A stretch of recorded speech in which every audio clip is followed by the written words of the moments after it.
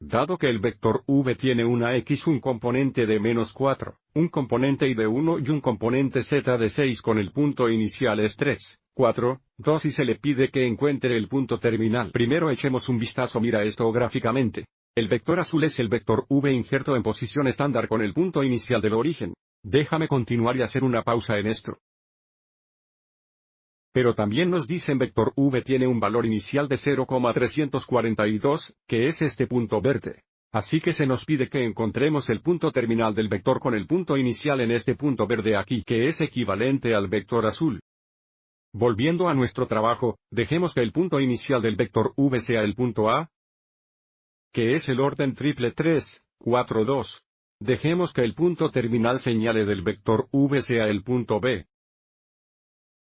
¿Cuál será el pedido triple x sub 2 y sub 2 z sub 2? Y si hallamos la forma componente del vector v usando los puntos iniciales y terminales, conocemos el vector v.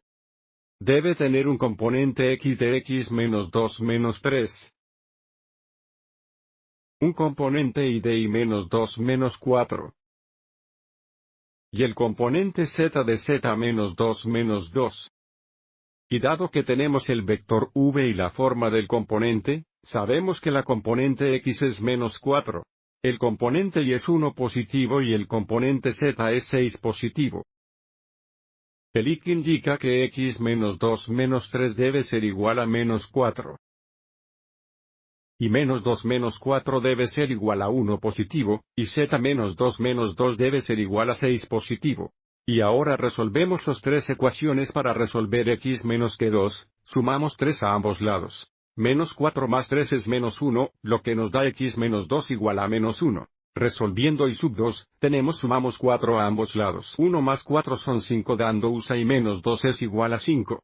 Y resolviendo z sub 2 sumamos 2 a ambos lados. 6 más 2 son 8. Darnos el si 2 es igual a 8 positivo. Así que ahora sabemos el punto terminal. El punto B es el orden triple negativo 1,58.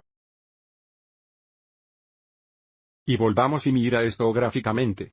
Si ahora graficamos el vector v con 0.342 iniciales, y un punto terminal negativo 1,58, obtenemos este vector verde, que podemos ver es equivalente al vector azul vectorial v bosquejado en posición estándar.